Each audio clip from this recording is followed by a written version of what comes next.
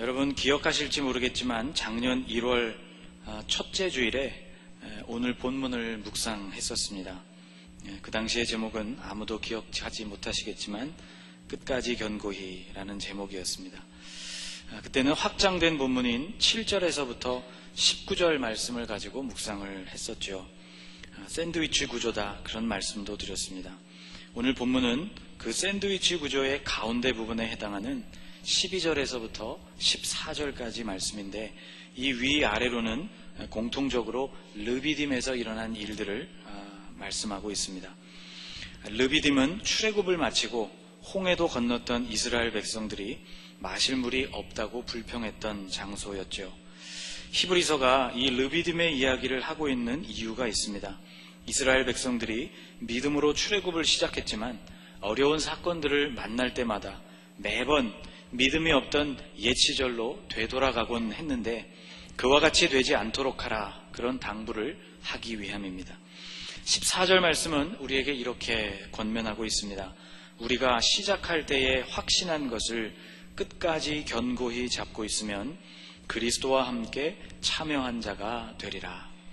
시작할 때에 확신했던 그것을 끝까지 견고하게 붙잡으라는 당부인 것이죠. 시작할 때 확신한 것이란 히브리서 1장과 2장에서 설명해 온 것으로 하나님께서 예수 그리스도를 통하여서 구속사역을 완성하셨다는 믿음입니다. 히브리서는 바로 그 믿음을 끝까지 견고하게 붙잡아야 한다는 그런 권면을 우리에게 하고 있는 것이죠. 여러분, 그런데 실상 시작했던 일, 그것을 끝까지 견고하게 유지하는 일은 우리에게 참 쉽지가 않습니다. 우리 교회에서 스마트폰 교실을 몇 년 전까지 매년 운영을 했었습니다. 대상은 주로 어르신들이었고요. 간단한 기능들부터 고급 기술까지 이 스마트폰 교실에서 강의가 되었더랬습니다. 벨소리, 진동, 무음 모드를 어떻게 선택하는지, 문자를 어떻게 보내는지, 메신저로 어떻게 대화를 하는지, 사진을 어떻게 첨부해서 보내는지, 이런 기본적인 기능에서부터 시작해서 점점 그것보다 어려운 것들도 가르쳐 드렸습니다. 꽤 인기가 있는 클래스였고요. 그런데 매년 재미있는 현상을 하나 발견했습니다. 몇 년 같은 과정을 개설하여서 비슷한 내용으로 강의를 했는데, 이런 재미있는 현상이었습니다. 첫째, 매년 오셔서 공부하는 분들이 계셨다는 것이고요. 그리고 그분들이 공통적으로 이런 고백을 했다는 점입니다. 목사님, 맨날 배우는데도 돌아서면 또 잊어버려요. 디즈니에 소속되어 있는 픽사 스튜디오에서 만든 니모를 찾아서라는 애니메이션이 있습니다. 여러분 아마 한 번쯤 자녀들과 보셨을 것이라고 생각이 됩니다. 이 애니메이션을 보면 파란색 물고기 한 마리가 등장합니다. 이 물고기는 여자 물고기로 등장을 하는데, 그녀의 이름은 도리입니다. 이 물고기는 단기 기억 상실을 앓고 있는 물고기였습니다. 이런 것입니다. 바쁘게 헤엄을 막 치고 가다가 내가 어디를 가고 있었지? 이렇게 잊어버리는 그런 캐릭터이죠. 마치 우리 얘기 같아서 한참을 생각했습니다. 여러분, 그럴 때 있잖아요. 냉장고를 탁 열고 갑자기 머릿속이 하얘지는 거죠. 내가 왜 냉장고를 왜 열었지? 올여름에 속편이 개봉한다는 소식을 들었는데, 그 제목이 도리를 찾아서입니다. 아마 이 파란 물고기가 길을 잃은 이야기를 하려나 봅니다. 사랑하는 여러분, 히브리서는 지금 우리에게 우리의 신앙생활만큼은 그렇게 되어서는 안 된다는 것을 말씀하고 있는 것입니다. 시작할 때에 가졌던 그 분명한 확신을 끝까지 견고하게 붙들어야 한다고 우리에게 말씀해주고 있습니다. 우리에게 목표가 생겼습니다. 시작할 때에 확신한 그것을 끝까지 견고하게 붙드는 일입니다. 여러분, 이 목표를 여러분의 생애와 2016년도 한 해를 통해서 잘 이루어가시기를 축복합니다. 그런데 오늘 말씀을 살펴보면 바로 이 목표, 시작한 것을 끝까지 견고히 붙드는 이 중요한 목표를 방해하고 있는 결정적인 두 가지 요소가 오늘 본문 안에 등장합니다. 첫 번째는 악한 마음이라고 성경이 말씀하고 있습니다. 12절 말씀을 보면 그 악한 마음이 성도를 하나님에게서부터 떨어지게 만든다고 말씀하고 있습니다. 우리 12절을 같이 한번 읽어볼까요? 형제들아, 너희는 삼가 혹 너희 중에 누가 믿지 아니하는 악한 마음을 품고 살아계신 하나님에게서 떨어질까 조심할 것이요. 여기 등장하고 있는 떨어진다라는 이 말은 헬라어로 아피스테미라는 단어입니다. 이 단어는 두 단어가 합쳐져서 이루어진 단어인데 아포라는 말과 히스테미라는 말이 합쳐진 그런 단어입니다. 히스테미라는 단어는 서 있도록 만들다 혹은 고정하다 이런 기본적인 뜻을 가지고 있고 그 속뜻을 살펴보면 사람이나 물건을 본래의 자리에 있도록 만든다라는 의미를 가진 단어입니다. 아포라는 말은 전치사로 어디로부터 라는 뜻을 가진 말인데 이것은 그곳으로부터 분리가 되어 나왔다는 것을 뜻하는 전치사이죠. 그러니까 이 두 단어가 합쳐진 말 아피스테미라는 말은 이런 뜻을 가진 단어가 됩니다. 있어야 할 본래의 자리에서 떨어져 나가도록 하다. 여러분, 우리가 있어야 할 본래의 자리가 여러분 어디이겠습니까? 하나님 아니요, 예수 그리스도의 복음 아니요, 그리고 그 복음의 소망 아닙니다. 지난주에 묵상한 올해 우리 교회의 표어가 되는 말씀 골로새서 1장 23절 말씀에 이렇게 기록되어 있지요. 만일 너희가 믿음에 거하고 터 위에 굳게 서서 너희 들은 바 복음의 소망에서 흔들리지 아니하면 그리하리라. 7일간의 새벽을 통해서 7일 내내 이 주제를 가지고 다양한 말씀들을 묵상했습니다. 아마 여러분 귀에 못이 박히도록 일주일 동안 말씀을 들으셨을 것입니다. 그런데 여러분, 저는 진심으로 이 말씀이 여러분의 심령에 못 박히기를 소망합니다. 전도서에서 이렇게 선포하고 있습니다. 지혜자의 말씀들은 찌르는 채찍들 같고 회중의 스승들의 말씀들은 잘 박힌 못 같으니 다 한 목자가 주신 바이니라. 여러분, 귀에 못이 박힌다는 말은 어떻게 보면 참 좋은 말입니다. 여러분, 들려지는 그 복음, 진리가 여러분 마음 가운데 깊숙이 그 심령에 굳게 박혀지는 그런 능력의 말씀이 되기를 축복합니다. 우리가 있어야 할 본래의 자리는 금방 설명드린 대로 하나님의 품, 우리가 돌아가야 할 그 본래의 자리 역시 하나님이라고 말씀을 드렸습니다. 대신학자인 아우구스티누스는 그가 쓴 고백록 1권 1장 1절에서 이렇게 고백하고 있습니다. 당신은 우리를 당신을 향하여 살도록 창조하셨으므로 우리의 마음이 당신 안에서 쉴 때까지는 편안하지 않습니다.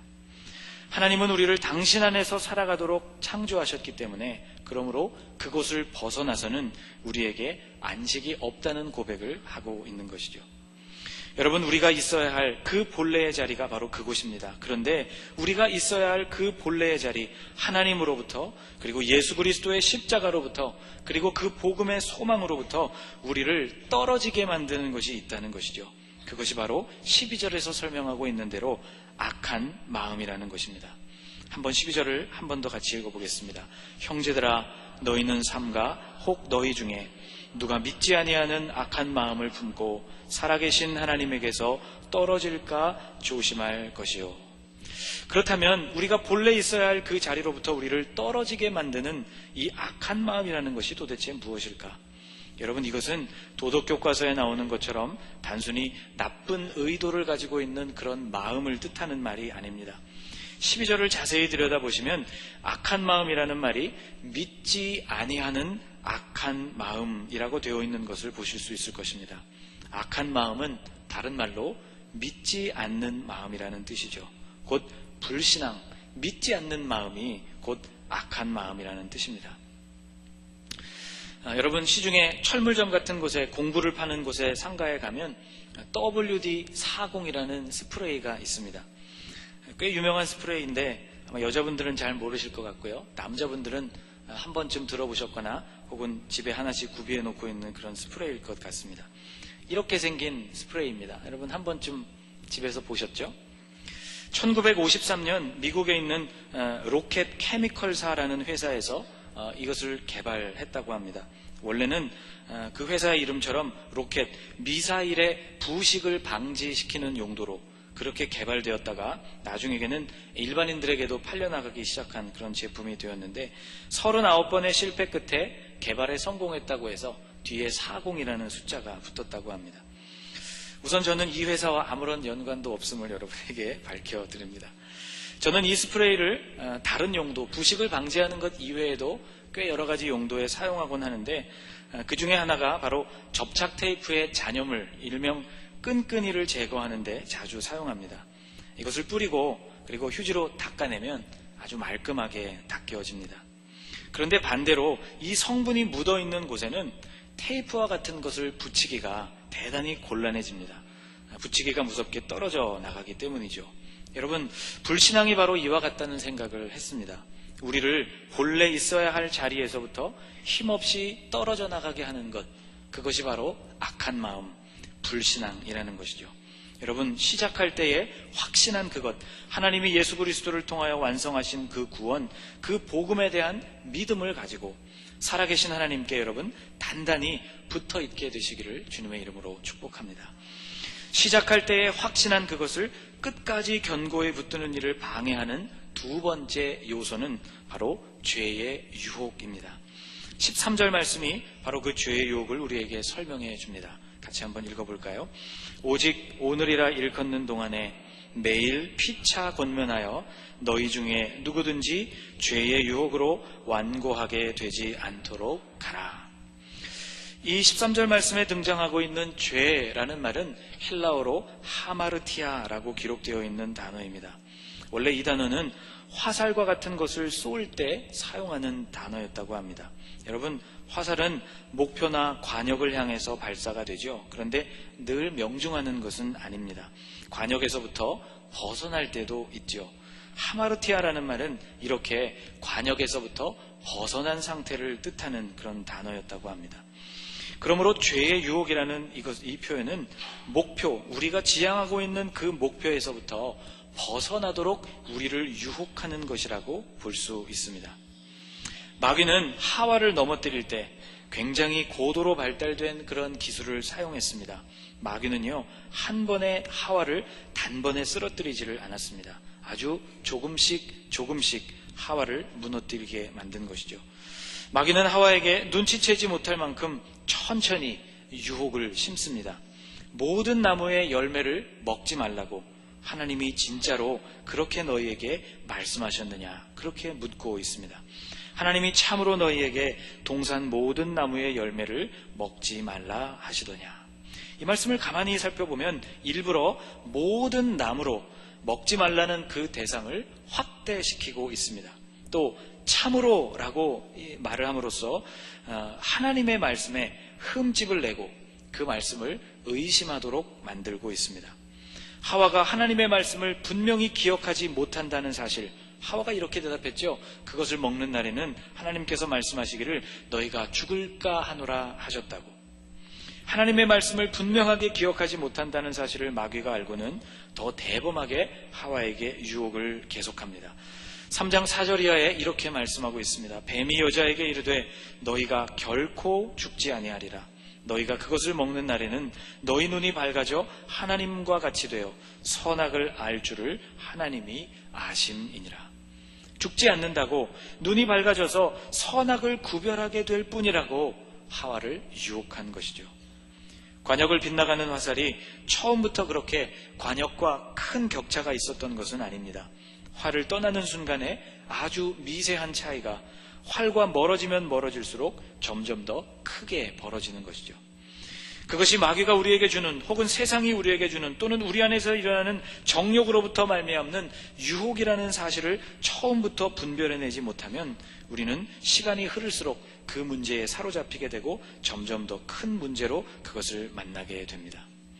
마귀는 같은 방법으로 가롯 유다도 넘어뜨렸습니다. 요한복음 13장에 이렇게 기록되어 있습니다. 마귀가 벌써 시몬의 아들 가롯 유다의 마음에 예수를 팔려는 생각을 넣었더라. 이 말씀은 예수님께서 제자들과 마지막 식사를 하실 때 제자들의 발을 씻겨주시는 그 저녁의 일들을 설명하는 본문 안에 등장합니다. 예수님의 사역이 거의 마무리 단계에 와 있고, 그리고 그때에 그 밤에 바로 가롯 유다가 예수님을 팔았다고 기록하고 있습니다. 그런데 이 구절 안에 사용되어 있는 벌써라는 이 말은 그 일, 가롯 유다가 예수님을 팔기로 한 그 일이 그날 밤 충동적으로 일어난 것이 아니고 이미 오래전에 가룟 유다의 마음속에 일어났던 시작되었던 일이었음을 우리에게 알려주고 있습니다. 마귀는 이미 오래전에 가룟 유다의 마음에 그런 생각의 씨앗을 심었던 것이죠. 에베소서 6장에 하나님의 전신갑주가 나옵니다. 우리가 입고 영적인 전쟁을 싸워야 하는 여러 가지 영적인 비밀들에 대해서 설명해 놓은 본문입니다. 그 중에 하나가 믿음의 방패이죠. 이 방패는 악한 자의 모든 불화살을 소멸하는 것이라고 그 기능을 설명해 놓고 있습니다.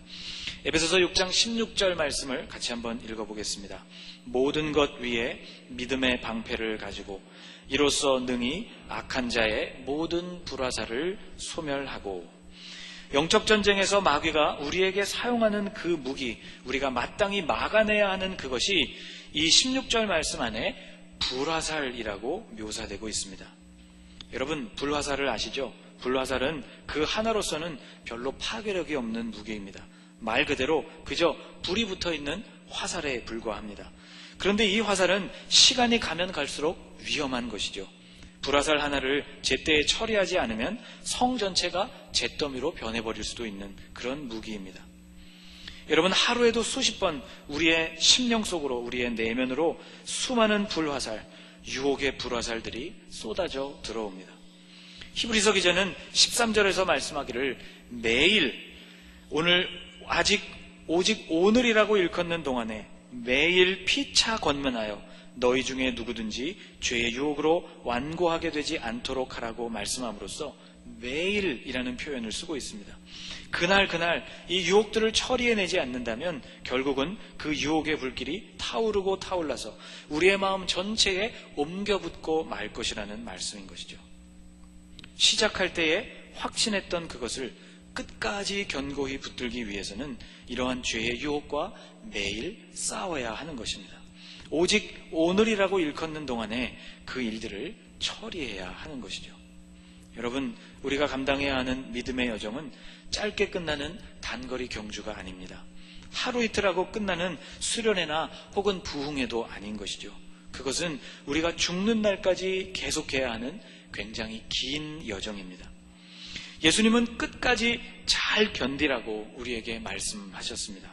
또 너희가 내 이름으로 말미암아 모든 사람에게 미움을 받을 것이나. 저를 한번 따라해 보실까요? 끝까지 견디는 자는 구원을 얻으리라. 아멘.